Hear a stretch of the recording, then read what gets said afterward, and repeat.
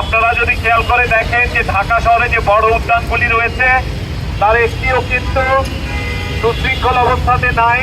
আপনারা যদি দেখেন উসমানী উদ্যান নিয়ে একসময় বিশাল গাছ কাটার বিরুদ্ধে আন্দোলন হয়েছিল, সেটি এখন কিন্তু পাবলিকের কাছে কিন্তু উন্মুক্ত করা নেই এবং সেখানে আরেকটি উন্মুক্ত এবং অপ্রয়োজনীয় নির্মাণ কাজ করার উদ্যোগ তারা নিয়েছে। আপনারা যদি দেখেন সোহরাওয়ার্দী উদ্যান ঢাকা শহরে একটি নরকে পরিণত হয়েছে। নানাবিধ অপ্রয়োজনীয় প্রকল্প দিয়ে সোহরাওয়ার্দী উদ্যান ধ্বংস করা হয়েছে এবং তার গাছপালাগুলি সব কাটা হয়েছে।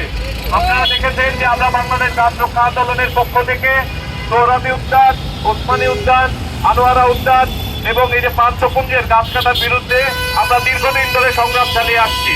এইটা কি একটা বিবেক সম্পন্ন জাতির কাজ হতে পারে যে একে একে তার শেষ সবুজের নিশানাগুলি মিটিয়ে ফেলা?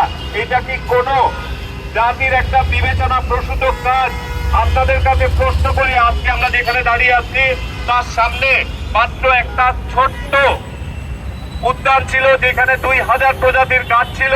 সেই গাছ কেটে এইখানে হচ্ছে এলিভেটেড এক্সপ্রেসওয়ে র্যাম্প নামানো হচ্ছে চায়নার বিদেশি ঋণে। কিছু ব্যক্তিগত গাড়ির জন্য শুধুমাত্র এই ঋণ কেন করা হচ্ছে এবং এই এলাকার মানুষজনকে, ঢাকার মানুষজনকে কেন স্বাস্থ্য ঝুঁকিতে ফেলা হচ্ছে? আপনারা দেখেন যে এখান থেকে পেছনে আনোয়ারা উদ্যান ফার্ম গেটে সেইটা মেট্রো রেলকে দিয়ে রাখা হয়েছে। মেট্রো রেল বলেছিল যে একটা অংশ ব্যবহার করে তারা চলে যাবে, কিন্তু আমরা দেখতে পাচ্ছি তারা যেসব উদ্যানে একবার ঢোকে সেই উদ্যানের সকল গাছপালা, প্রাণ প্রকৃতির পরিবেশ ধ্বংস করে।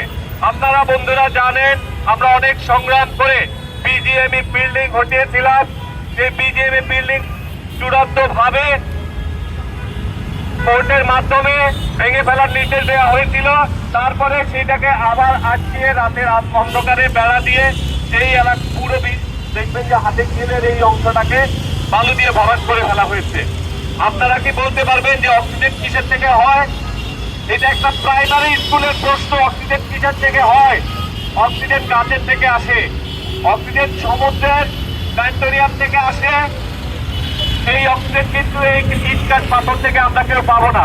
আমরা যদি ঢাকার বায়ু দূষণ রোধ করতে চাই তাহলে অবশ্যই আমাদেরকে গাছের শরণাপন্ন হতে হবে, কারণ গাছ হচ্ছে অক্সিজেন দেয় এবং কার্বন শোষণ করে। এই বেসিক কথাটা কি এখন আমাদের নতুন করে আমাদের নীতি নির্ধারকদেরকে বুঝিয়ে দিতে হবে?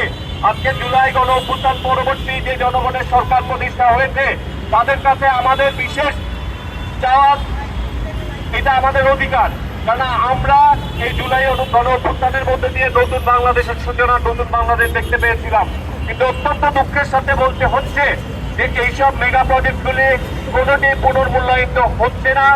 আমরা যদিও সাধুবাদ জানাই চিটংয়ের 5টি এক্সপ্রেসওয়ে বন্ধ করার কারণে বাংলাদেশ সরকারের খরচ কমবে, কিন্তু এইসব গাছপালা কেটে ধ্বংস করে যারা এই উদ্যানগুলিকে ধ্বংস করছে তাদেরকে শাস্তির আওতায় আনতে হবে এবং এই সবুজ ফেরত আনতে হবে। ঢাকার অযোগ্য এলাকা দরকার হলে টাকা দিয়ে বিল্ডিং ভেঙে আরো পার্ক, আরো উদ্যান, আরো অরণ্য তৈরি করতে হবে। আপনাদের সবাইকে ধন্যবাদ। এখন আপনাদের সাথে